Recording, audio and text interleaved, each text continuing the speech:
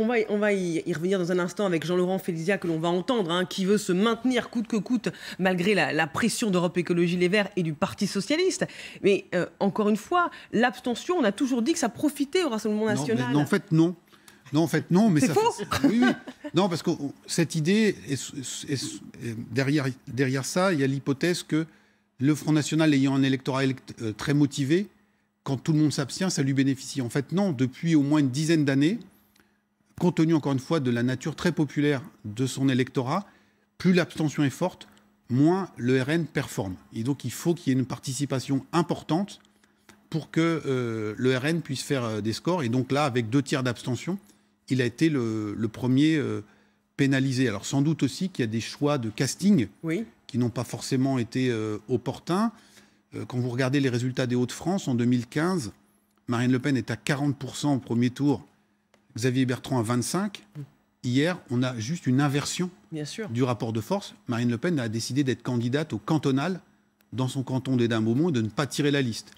En Auvergne-Rhône-Alpes, le Rassemblement national envoie un transfuge de la France insoumise, M. Andréa Cotarac, et l'ouvre un boulevard à la droite dure de Laurent Wauquiez, qui fait 45% des voix. Et le score du RN est divisé par 2 dans cette région par rapport à la dernière élection. Donc, de la même manière qu'à droite, les grandes manœuvres ont commencé dès 20h02 hier sur votre plateau pour la présidentielle, au RN, de manière peut-être plus feutrée, un débat interne va avoir lieu sur quelle stratégie, quel candidat, quelle ligne.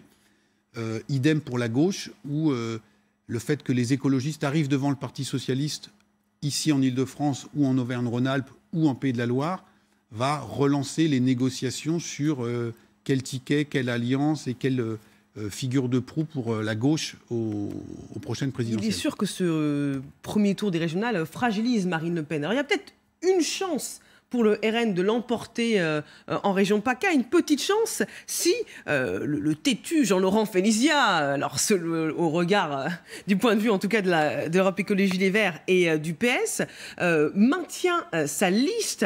Il est arrivé en 3e position. Pour faire barrage au RN, la gauche lui dit de se désister, mais il refuse de renoncer. Écoutons ses arguments. Qu'est-ce qu'on veut faire? La prochaine fois, on ne se présentera pas. Il faut que les organisations politiques nationales me le disent aujourd'hui. C'est quoi la prochaine fois? On fait quoi? On fait campagne pour Mariani? On fait campagne pour Muselier? Donc ça suffit maintenant, cette histoire. Hein. Moi, je commence vraiment à avoir la colère qui me monte. On a fait valoir des idées, on a porté une campagne, on a rassemblé la gauche et les écologistes. Donc aujourd'hui, on va faire vivre ces valeurs en région PACA. S'il se maintient, il offrira la région au RN?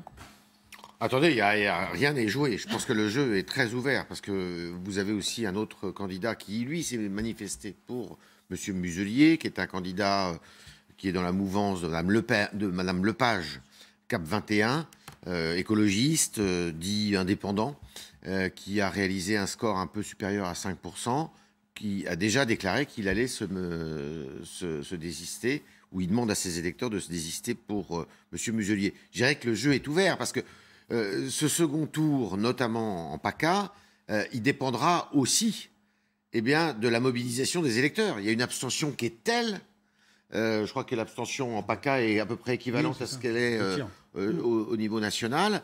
Là, il peut y avoir un mouvement, si vous voulez, alors peut-être de jeunes du Rassemblement national, ou de moins jeunes d'ailleurs, qui se disent, bon, c'est quand même Mariani qu'on veut faire gagner.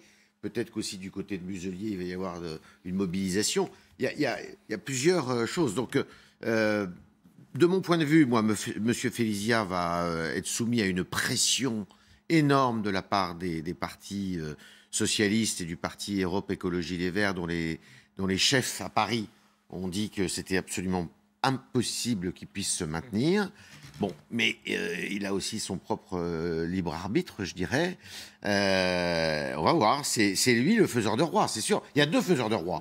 Il y a lui et l'abstention.